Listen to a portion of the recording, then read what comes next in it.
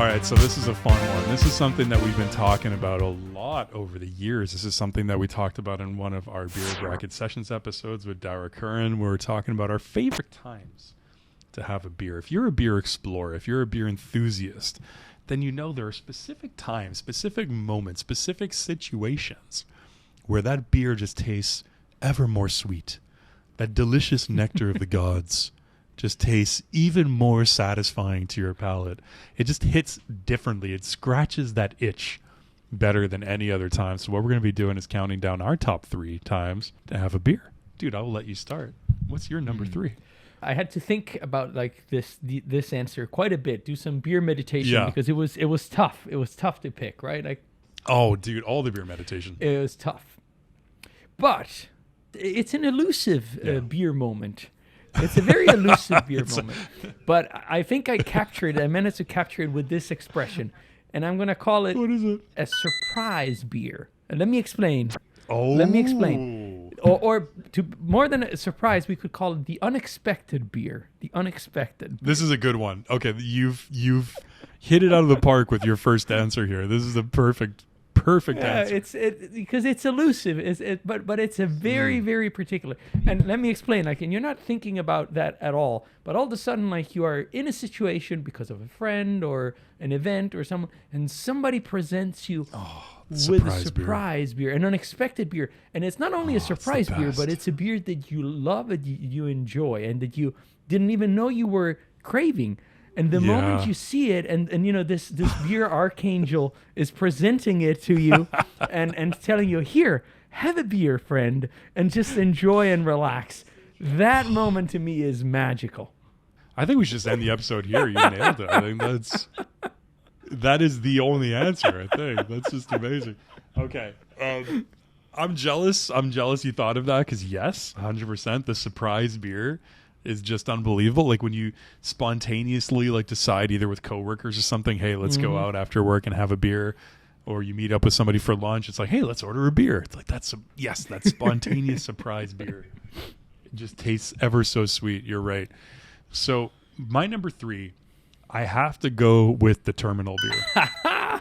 This is number 3 on my list. When everybody knows you're traveling, and especially, you know, if you have kids, it adds another element to it. Or if you have like a long process going through security, going through customs, getting to the airport, whatever it might be, you know, that whole schlep of going through the travel process. Your bags are checked. You're relieved of the load of your check-on bags.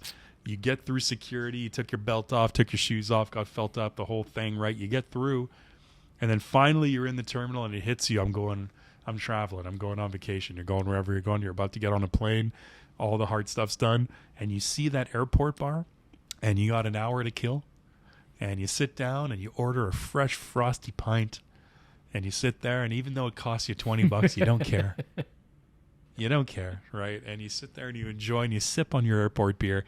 And it's just so satisfying because of all those things that combine, like, you know, about to go on vacation, you know, the dopamine starts kicking in of this upcoming adventure that you're about to go on, this trip, right? And that just adds to it. That's my number 3, guaranteed. Okay, so what's your number 2? Good choice, my friend. Good choice.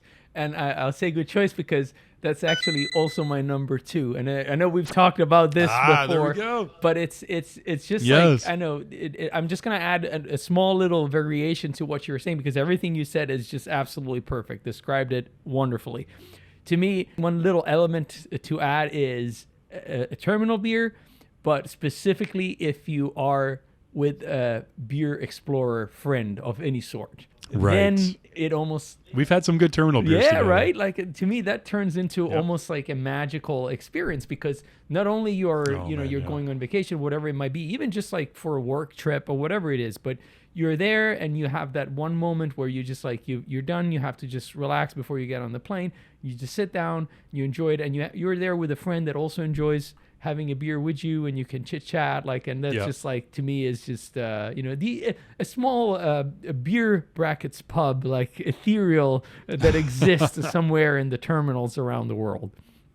Absolutely, buddy. Absolutely. I'm still just like reeling from your surprise beer. That was such a good answer. That was such a good answer. I hadn't even thought about that one, but that's so true. So I know my number 1. My number 2, I think there's a lot of room. There's a lot of wiggle room. It could be a lot of different things.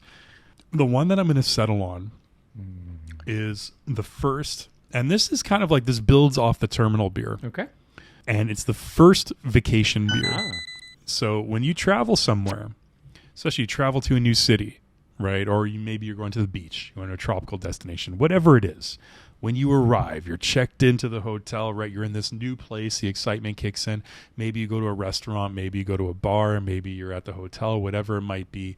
That first beer, and maybe it's a new beer, right? It's a local beer. It's something you haven't tried yet, which makes it even better. So you're experiencing something new in that sense. You're beer exploring.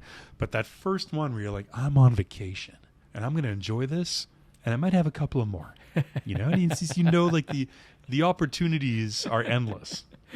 It's because I think the common thread for me with all this is like the environment, but also like the accompanying feeling that go along with it in the situation that you're in. And it's definitely, for me, it's that first vacation, the first beer on vacation, the first one specifically. Always tastes the sweetest. Like recently I just did a trip to Ireland, and the first beer that I had there was, of course, a Guinness. And so this is kind of like a gimme, but that first Guinness, that first beer of the trip where you're settled in and just, it's gold. It's gold. And it's the most memorable. All right, buddy. What is your number 1? Very well spoken, my friend, so far, Len. My number 1 is, again, one that we might have discussed before together. I think we're gonna have the same number 1. But yeah, actually. I think it's became my number 1 in the most recent years. Let's say in the past 10 years. If you had asked me, exactly, okay, we have the same one. If you had asked me, like say 10 years ago, as a younger beer explorer, it would have been a completely different answer. Yeah. But right now, the answer is, and I'm gonna call it a generic cooking beer. Yes. Because it's kind of like to set the stage, like, it could be during the week, but especially usually it's during the weekend, after you're done with a hard, work week, and you I personally really like cooking. So when it's time, to get there, like you start prepping, you're doing all of that. That's the best moment, in my opinion, to have a beer while you're prepping and you're making your meal. While you're whatever prepping. That might be. It's not with the meal necessarily at that point. Like it's different. But it's while you are cooking and you're enjoying the process and you're going through the motion of prepping that nice meal that is going to satisfy you and your family. That's a very special beer. I don't even need a beer with the meal after that. Right? Like for me, it's more important to have one while you're prepping, while you're cooking. It's like it's a ceremony for me. It's like it's meditative. And that is my number 1, 100%. And that's something that came with age. That's something that came in my 30s. And for me specifically, it's because every Sunday I try and cook like a nice meal. Like normally we have pasta Sundays. I make a sauce from scratch. I know you like to do this too. I do, yeah. That's kind of like the Italian heritage in me coming out, like pasta Sundays.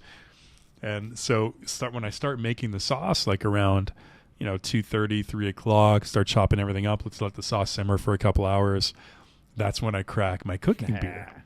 And I have it when I'm cutting the onions, and you're getting everything ready, the garlic, putting it all in, getting everything set up. I love to put on some music. I put on my Spotify like list, and I put that on shuffle and just let the music flow in the background, have my cooking beer. And it's always something special. It's a good beer that I have waiting in the fridge, right. And I sip on it, enjoy it.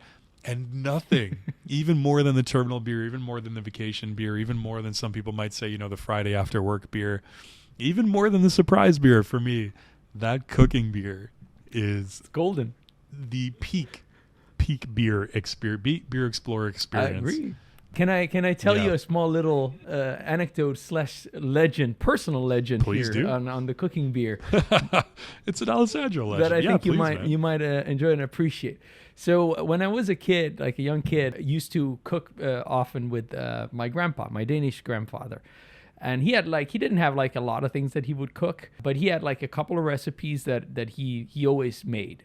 And one of them is, for old Danish viewers, is frikadelle, which is just meatballs, Danish meatballs. And he had his own recipe. And I always remember like being there at the counter. And at the time I had a step stool because I wasn't tall enough, and to get up and making those meatballs. Little beer explorer else. Right. My grandfather was a huge beer fan, beer explorer. While he was cooking, he was always like having a beer while he was cooking. And I always remember that, like, a lot of time we were making the recipe together, like, and he would always like say, like, remember, like, so there's this ingredient here, And what's the last ingredient? I said, that's all. Like, that's it. Nope, the beer. Never forget. Like, you always need a beer. At the time, I wasn't allowed to have a beer, so I would have my soda. But he was there. Never forget that. That's important. You got to have it while you're cooking this. So that's always stuck there with me, and I thought that was a very fun little sentiment that he was able to transmit down. He knew. He was a pioneer beer explorer. He knew that the cooking beer was peak beer experience. Well, everyone, let us know down below. What are your top 3, or what's your favorite time to have a beer, to enjoy your favorite beer? And no matter what, don't forget to close your beer brackets. Never forget.